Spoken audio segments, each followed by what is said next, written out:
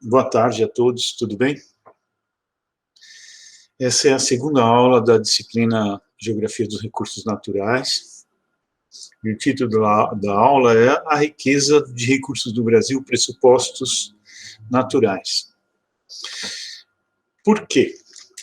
Porque, normalmente, o senso comum, e aqui na academia a gente tem que superar o senso comum sempre, relaciona a riqueza de recursos com o tamanho do país, né? Bom, o Brasil é um país que tem praticamente todos os recursos naturais em abundância, praticamente todos. Né? E, normalmente, os livros didáticos tal, e senso comum também relaciona isso com o tamanho. De fato, o tamanho do país, as suas dimensões territoriais, elas são parcialmente explicativas, né? Porque, se a gente for ver os principais países mineradores do mundo, todos eles têm mais de 7 milhões e 500 mil quilômetros quadrados. Por exemplo, Rússia, China, Canadá, Estados Unidos, Brasil, Austrália. Né?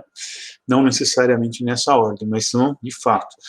Só que existem, para a análise geográfica dos recursos, a gente tem que considerar outros fatores naturais que explicam essa riqueza, por exemplo, no caso do Brasil. Né? Se um país é interior, né, ou costeiro, interior no caso Paraguai, Mediterrâneo, né, sem acesso para o mar, ou se ele é costeiro, se ele está na zona tropical, se for de clima frio, ou ambos, né, porque às vezes o país é tão grande, tem uma variedade climática, se apresenta homogeneidade ou diversidade de relevos, de solos, de vegetação. Todos esses fatores, além da hidrografia e da história geológica, podem influenciar na ocorrência e distribuição e diversidade dos recursos naturais. Portanto, a gente já pode considerar que é preciso analisar a paisagem geográfica como um todo, né, para compreender os recursos naturais.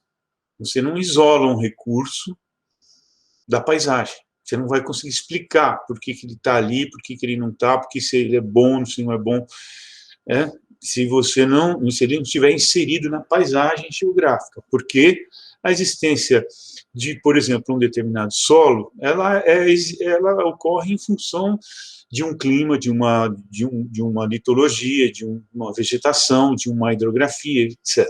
Né? Não dá para isolar, tá certo? Então vamos começar. Eu vou compartilhar aqui com vocês alguns slides. O primeiro aspecto a ser considerado ninguém está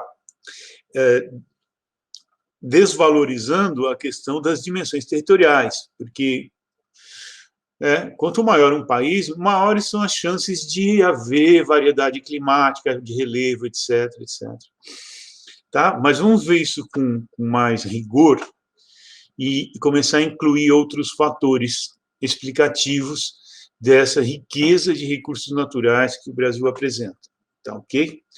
O primeiro deles refere-se ao posicionamento geográfico e às características climáticas.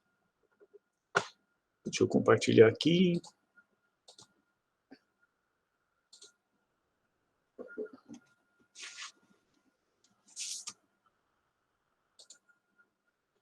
Estão vendo? Espero que sim. Quero só... Aqui. Pronto. Ih, cartão. Vocês estão vendo? Estão me vendo também? Não sei. Bom, vamos lá. Vejam só, o posicionamento geográfico do país, ele é muito vantajoso, porque além de estarmos... Olha lá, acho que eu coloquei apresentação de slide. Não é isso, é F5, Ctrl F5. Pronto, isso. Caramba. Cancelar. Espera aí. Ah, tem um negocinho aqui, né? Ah, pronto, isso. Vejam, desculpa aí, tá? Minha falta de posicionamento geográfico do país, ele é muito vantajoso, porque além de estar quase que totalmente na zona tropical, ainda está voltado para a sua costa, está voltada para o leste. Né? Tem uma grande costa, está voltada para o leste. E o que isso tem a ver? Tem a ver porque a Terra gira de oeste para leste e por isso geram-se os ventos permanentes, né, os ventos alísios, que trazem bastante umidade para o território brasileiro. Né? Dá uma olhada aqui, a costa brasileira. Essa é a costa do Sudeste, aqui é a Ilhabela. Ela está permanentemente úmida. Né? E o Sudeste é a segunda região de maior índice pluviométrico do país, depois né, todo esse domínio morfoclimático e fitogeográfico do Atlântico, né, isso do Aziz Absaber, isso é muito vantajoso, porque está virado para o mar, mas está virado para o mar para o lado leste. Né? Se tivesse virado para o lado oeste, ou seja, contra o movimento de rotação da Terra, a situação já poderia ser bem diferente, né? Por exemplo, dá uma olhada aqui na costa do Chile, né? O deserto de é a área mais desértica do mundo, que o Atacama com os menores índices pluviométricos. Não é exatamente porque está só voltado para o oeste. Tem a corrente de Humboldt aí, né? Que resfria as águas, ela vem do sul e ajuda a criar essa secura. Né? Então, não é só o posicionamento. Vejam aí, deserto da Namíbia, também, um outro país que está mais ou menos na mesma latitude que o Brasil, só que a costa voltada para o oeste. Né? Também aqui você tem a corrente de Benguela, que ajuda a provocar essa secura. Vejam aqui as areias do deserto da Namíbia, né, sendo jogadas pelo vento para o mar. Incrível, né? Mas existem exceções, né? Não é são só esses mecanismos, né? Lá em Oregon, nos Estados Unidos, tem as maiores florestas úmidas fora dos trópicos, e então há exceções, mas no geral, o nosso posicionamento geográfico é muito vantajoso, não só por causa da umidade, quanto também pelos ventos e calor, umidade e calor. O que eu quero dizer, opa, olha nós aqui na floresta lá de Andrews, em Oregon, esse aqui é o Jurandir. Não sei por que essa foto está aqui. É tão úmida que você tem que entrar lá com essas roupas, assim. Bom, o que eu queria dizer é o seguinte, esse posicionamento aqui, ele nos dá a seguinte vantagem de forma mais específica: calor e umidade. E é o calor, junto com a umidade, que vai gerar todos os processos físicos e bioquímicos necessários para a formação dos solos, da biodiversidade, etc. Tá? Essa é a grande vantagem. Tá bom? Essa associação entre umidade e calor, ela favorece a formação de solos, de matas, de florestas, da rede hidrográfica, né, de aquíferos, só para mencionar alguns dos recursos naturais. Né? Além disso, geração de energia também, não só solar, por estar numa área de maior incidência solar, a não ser que seja o domínio amazônico, né, que é coberto por nuvens, depois a gente vai ver isso, quanto os ventos alísios. Né? Então, se a gente pegar o mapa do potencial eólico do Brasil, aqui mais para frente, aqui, ó. Dá uma olhada como coincide, mais ou menos, né? Toda essa área aqui da costa, toda essa parte aqui do Vale do São Francisco, ou se vocês pegarem esse outro mapa aqui, vocês vão ver que coincide muito com essa situação geográfica do país. Né? Muito bem. Tá? E o fato também de termos uma amplitude latitudinal muito grande, o que é isso?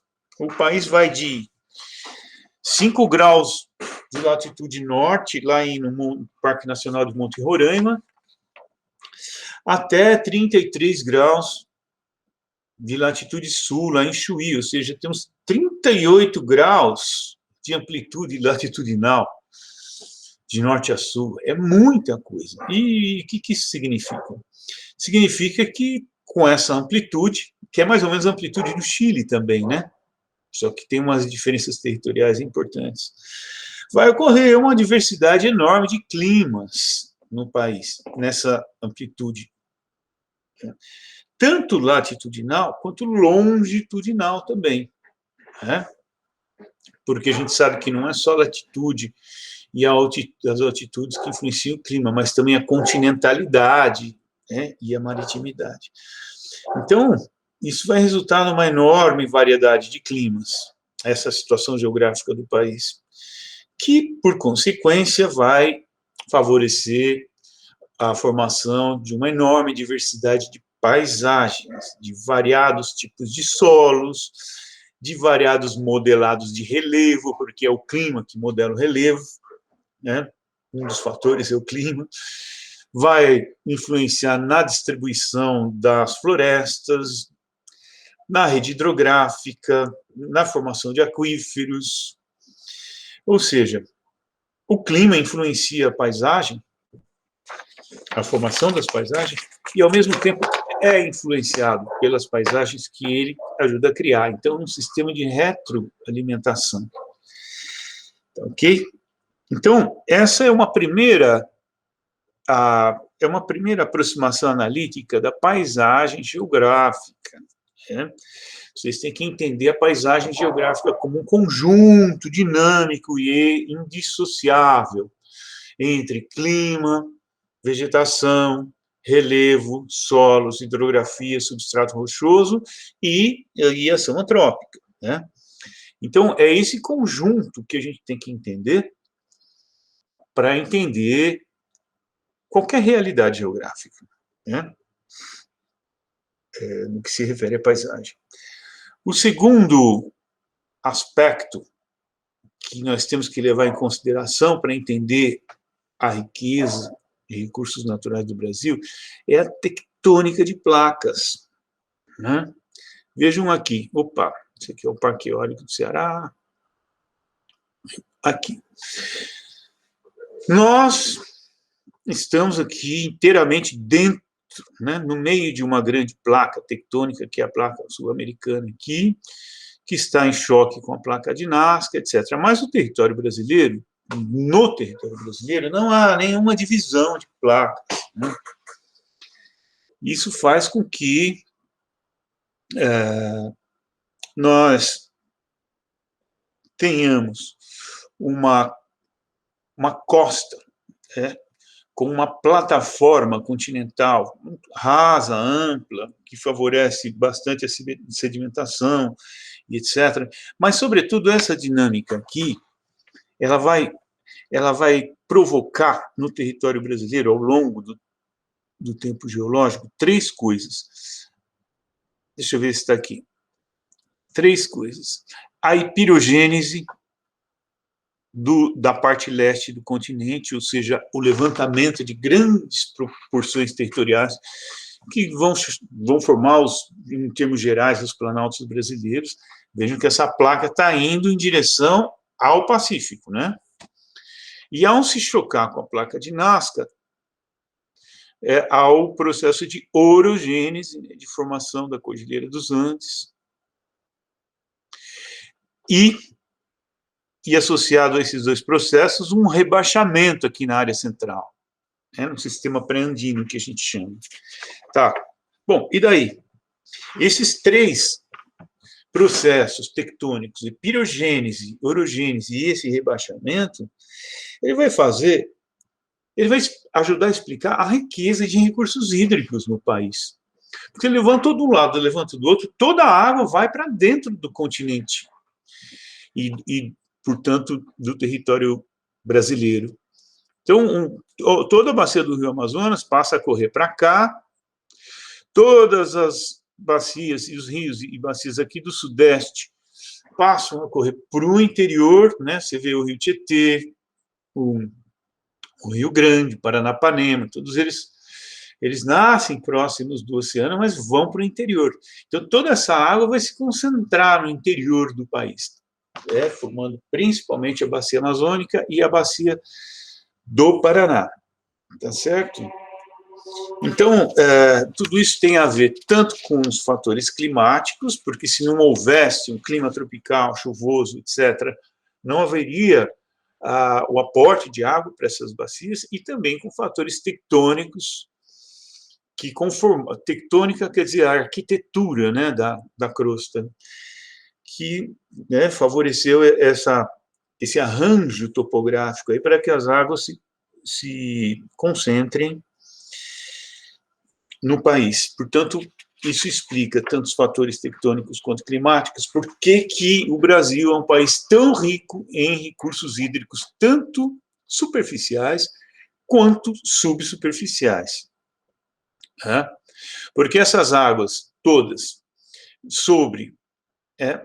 se você tem uma estrutura de bacia sedimentar, principalmente, elas vão se infiltrar e formar os grandes aquíferos, né? Por exemplo, o aquífero Guarani e o Alter do Chão, que tem o dobro de água do Guarani, ali na região norte. Mais um outro recurso também, que pode ser explicado pela tectônica, é o fato de não termos nenhuma atividade tectônica aqui importante, como aqui tem. Essas plataformas aqui, rasas e largas, vão receber esses aportes de sedimentos aqui, dos rios, e vão formar praias arenosas. Olha aqui um esquema. Essa é a costa leste do Brasil. Então, a plataforma continental é aquela parte do continente que está submersa. Crosta continental submersa. Depois você tem o talude e tem a crosta oceânica. Essa plataforma deste lado aqui do continente, ela é rasa e larga. Bom, isso favorece várias coisas. A sedimentação,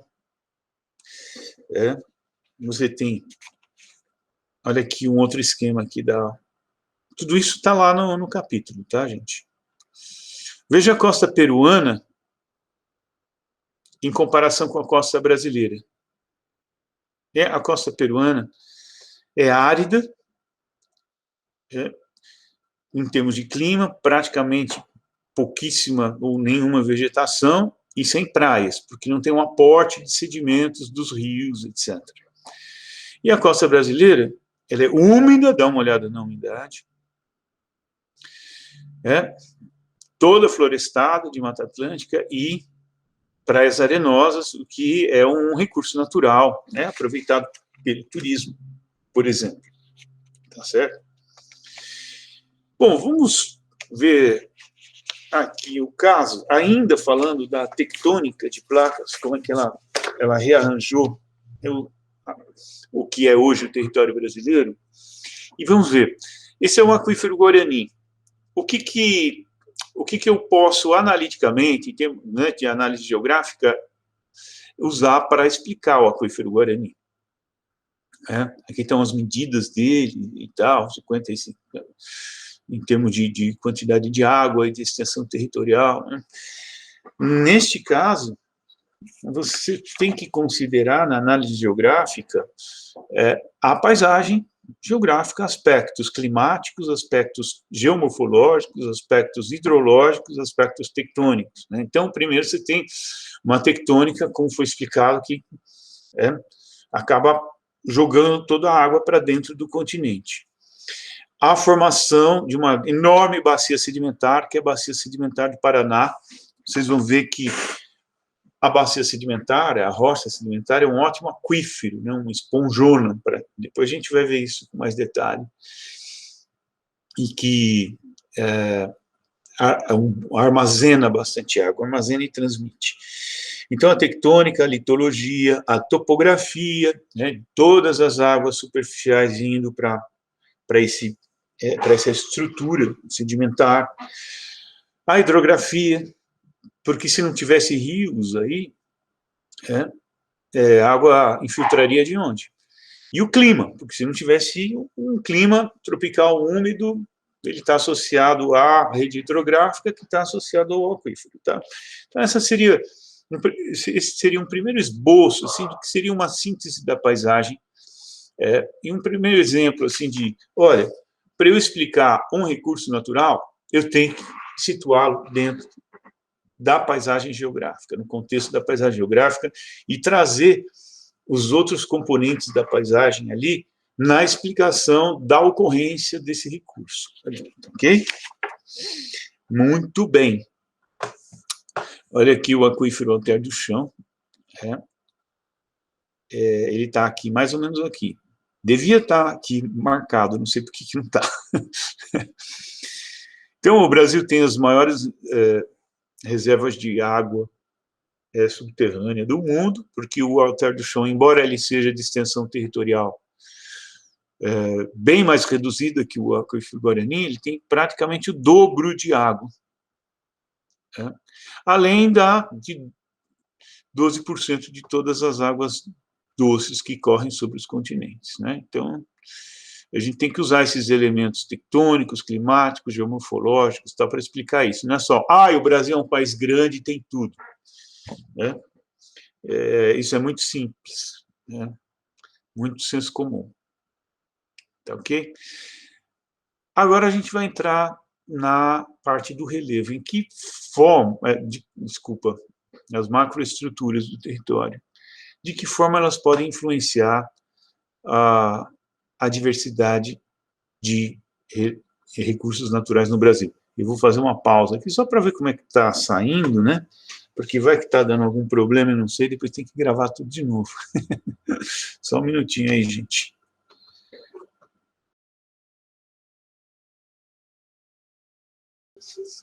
Pessoal, eu estava vendo a gravação dessa primeira parte e não gostei muito não, sabe? Vou tentar fazer melhor agora nessa segunda parte aqui, tá?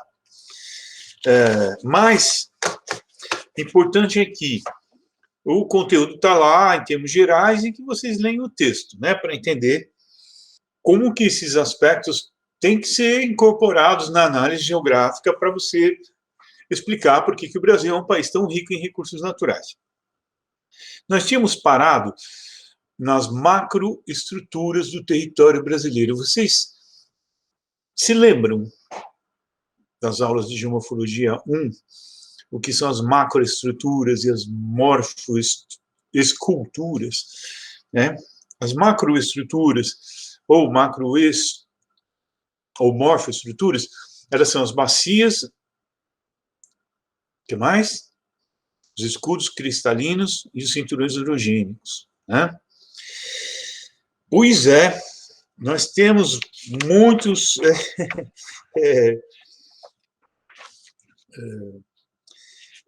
uma variedade grande de morfoestruturas no território brasileiro, 3 de cada, basicamente. Né? E que isso tem a ver? É que essas estruturas, elas favorecem a ocorrência de diferentes recursos naturais, minerais, né? Por exemplo. Então, o Brasil é um país que, além de muita biodiversidade, ele é um país também de uma rica litodiversidade. Acho que o pessoal da geologia, né, deve estar rindo desse termo que eu acabei de inventar. Inventei, não está aí no livro. Uma variedade litológica, né? Por quê? Temos 3 grandes exemplos de bacias sedimentares, né? Como vocês podem ver aí, a do Paraná é a maior. Áreas de escudos e áreas de cinturões orogênicos. tá?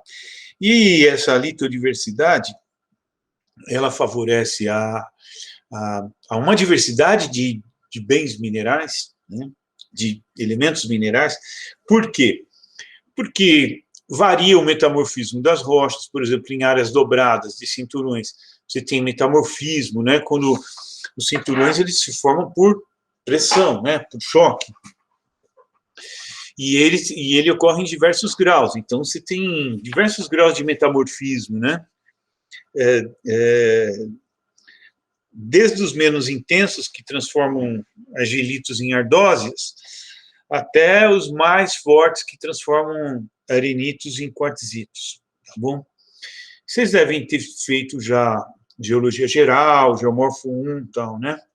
Além disso, ocorrem as intrusões magmáticas, os topos das serras, né, que a gente chama os anticlinais, eles, por estarem mais expostos, eles vão ser bastante atacados, erodidos e expondo, né, a camadas internas. Né? Então, leiam lá o texto que vocês vão entender melhor do que o que eu estou falando aqui, sobre como essas 9 macroestruturas do relevo brasileiro favorecem. Você vai encontrar petróleo onde? E gás.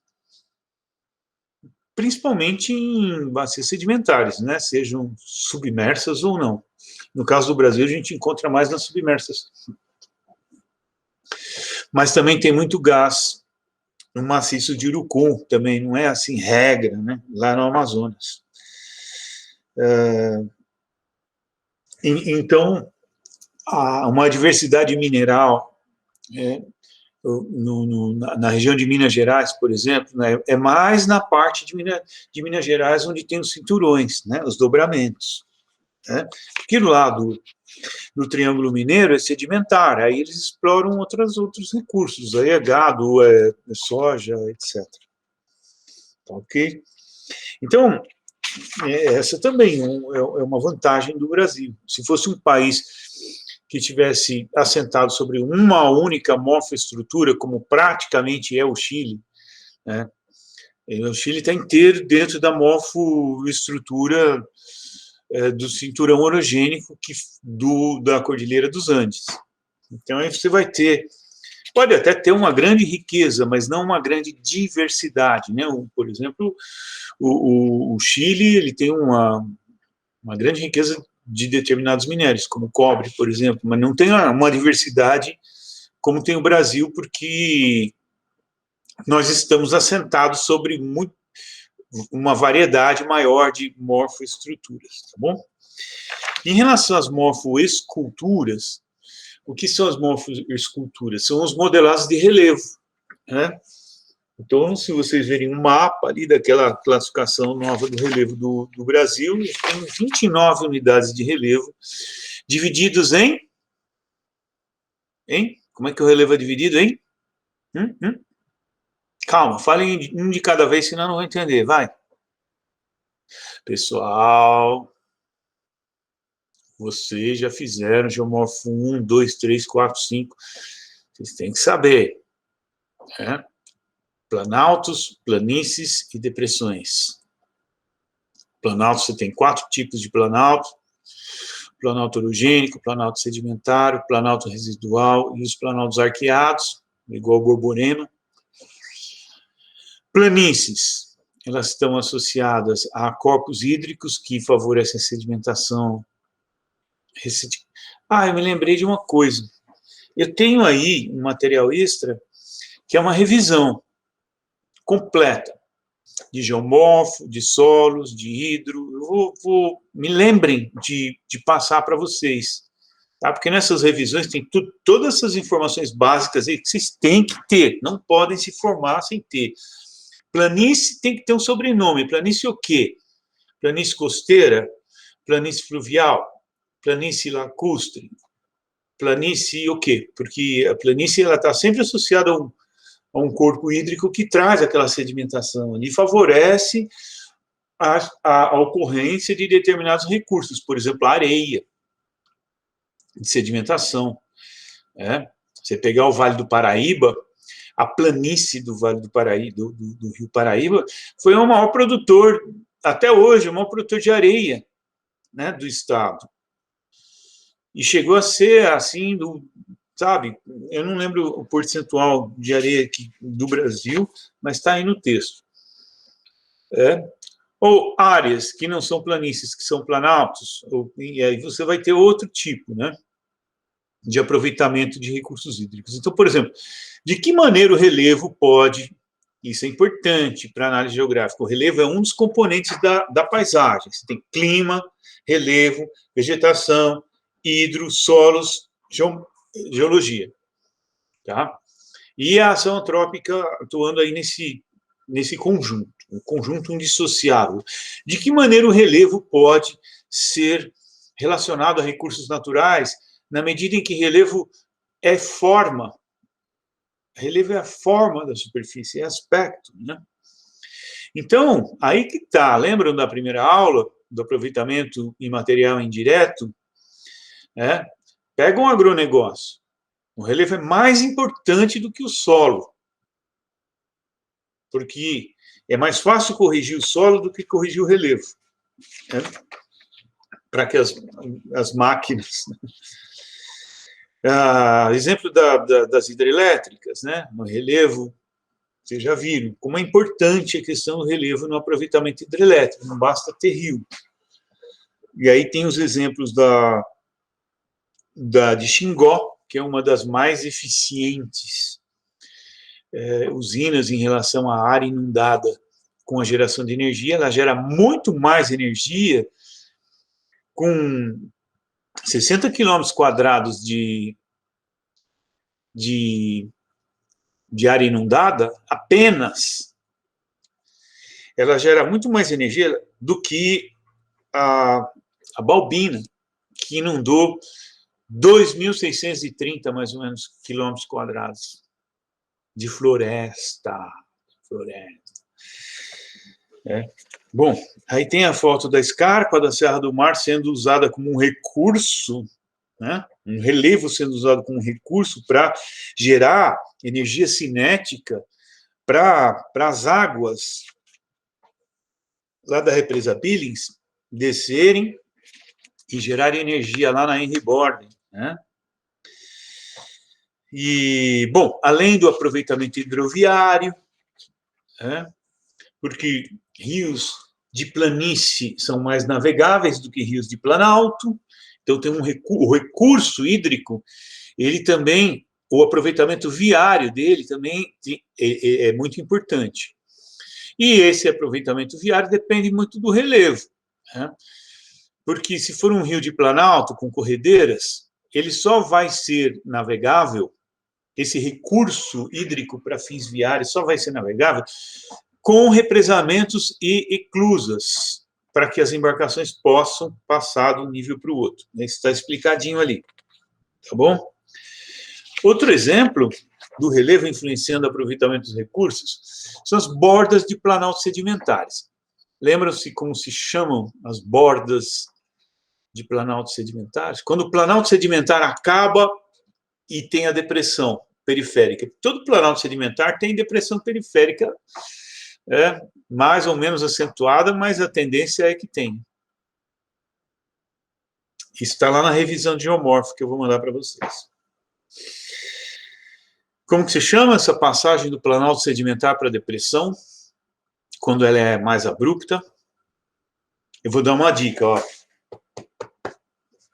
Cuestas, relevo cuestiforme. E como é que você vai associar um relevo cuestiforme, que é uma escarpa, com aproveitamento de recursos? Não. Ali é que o rio entra no pacote sedimentar do Planalto, que você formando as percês. Lembram desse termo de geomorfologia? Percê, vem de piercing, vem de um furo ali, por onde o rio entra no pacote sedimentar, e é ali que se tem as principais áreas para represamento. Por exemplo, Barra Bonita, ali está numa percê. Na passagem da depressão, porque o rio não sobe o Planalto, né? Ele tem que atravessar o Planalto. Bom, represamentos. Também nas áreas de contato, né, questiformes, você tem várias camadas de sedimentos que podem ser aproveitados, como, por exemplo, as areias industriais, né? Lá em Descalvado, eu já levei os alunos lá algumas vezes. Tem lá uma enorme de uma mineração de areia industrial, porque eles têm bem na frente deles como se fosse uma prateleira assim, de camadas de areia. Essa é boa para isso, essa é boa para aquilo. Aí eles vão tirando. Outro uso interessante dos relevos costiformes é o uso para conservação. Se você pegar um mapa de unidades de conservação do estado de São Paulo, as principais estão na Serra do Mar, né?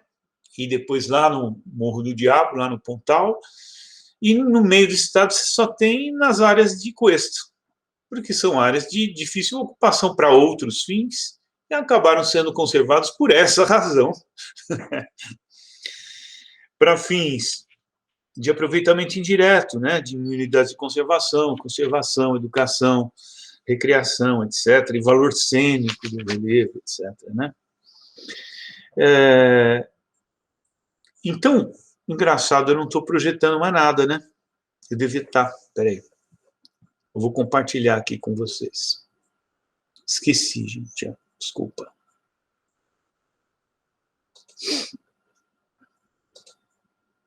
Eu me empolguei falando, eu esqueci de compartilhar. Eu vou compartilhar, então, aqui seriam as macroestruturas que nós já falamos, né? Olha aqui, mineração de cobre no Chile, que eu mencionei, muito de uma coisa só, né?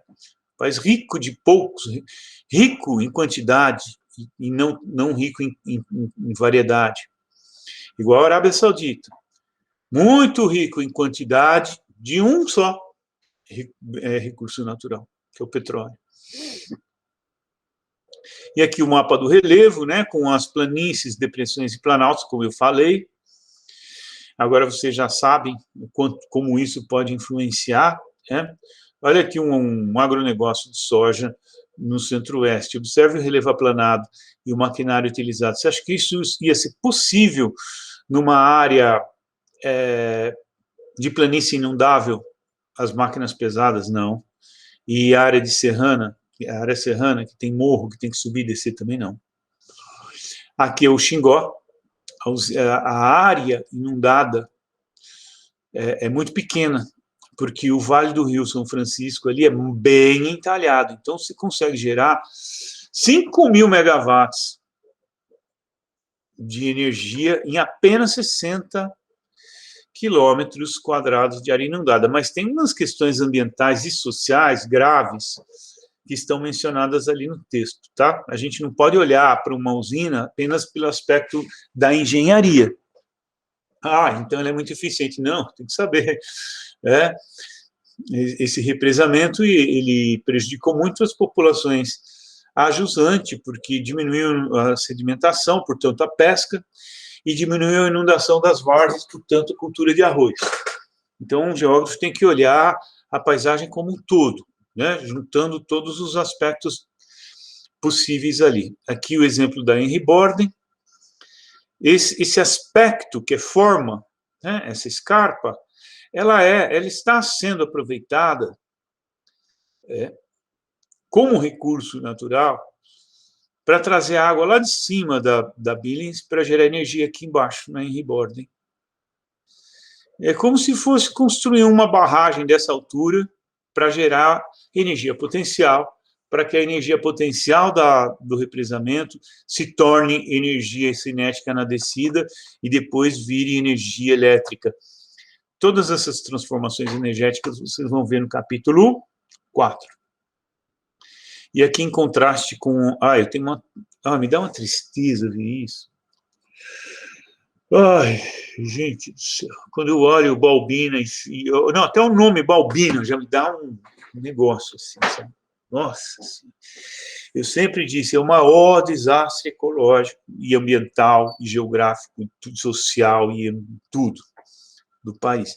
Todo mundo fala de Mariana, etc. e tal. Mas em termos de extensão, isso aí é bem maior.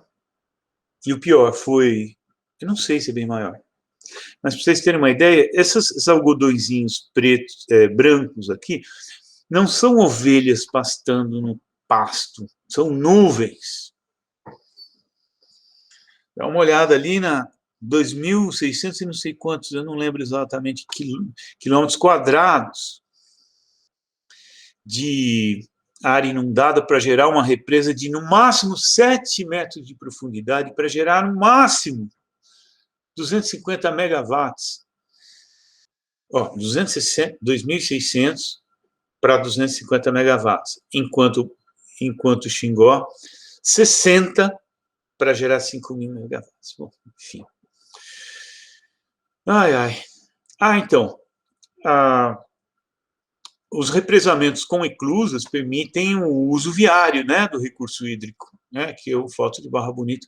Desculpa, esqueci de passar essas fotos, agora eu estou repetindo um pouco. Tá, mineração de céu aberto, tá nas áreas de dobramento, né, minério, tá, aqui, tá. Vejam isso, ó. Existem 3 extremos paisagísticos no mundo, né?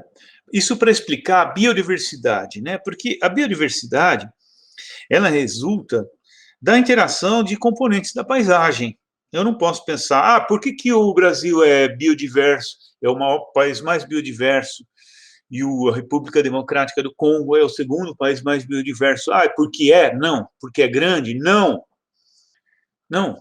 Porque tem uma articulação ali de componentes da paisagem que favorecem isso, né? Uma articulação que favorece isso.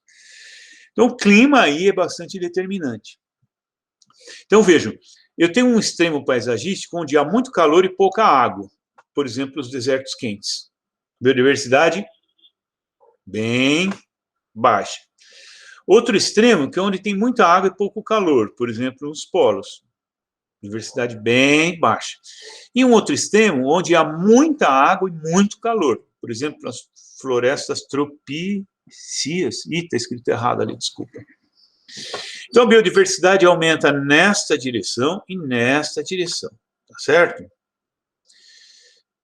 Maior biodiversidade, maior calor e umidade vai gerar maior solos, tá?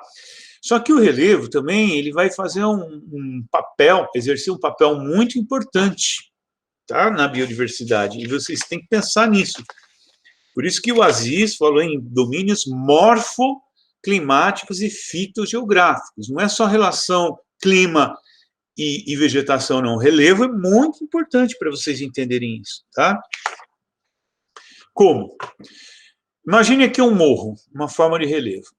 Eu tenho sempre um lado que vai ter mais vento, um lado que vai ter mais umidade, um lado que vai ter mais insolação, outro lado mais sombreado. Só aí você já tem 4 ambientes diferentes. E que não muda assim de uma hora para outra, né? A sombra acaba aqui, começa o sol ali. É gradativo, então você tem muito mais do que 4. Em torno dessa forma, você tem muitos ambientes diferentes, por causa das diferentes insolações, incidência de vento, de umidade, etc. E em termos altitudinais, ou seja, de cima para baixo, de baixo para cima, você vai também ter uma enorme variação gradual de ambientes. Por quê? Porque os solos eles vão se tornar cada vez mais espessos lá do topo da vertente, da alta vertente para a média, para a baixa vertente, sendo mais espessos do fundo de vale. A umidade também vai aumentar de cima para baixo. Você vai ter mais umidade nos fundos de vale, gradativamente. Tá certo? E também a temperatura vai aumentar de cima para baixo. Vocês sabem que nos topos, né, as altitudes, as temperaturas são mais amenas. Então, você tem aí uma gradação de temperatura. Então, você tem gradação de solo, de água, de temperatura.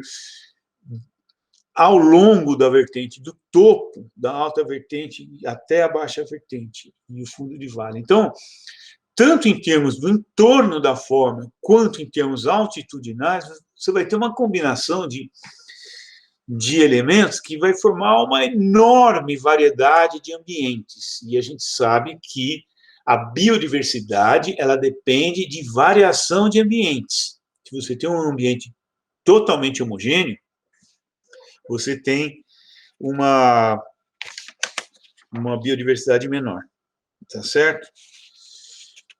E, além disso, por exemplo, no domínio tropical atlântico, domínio morfoclimático e fitogeográfico do Aziz Absaber, né, do Atlântico,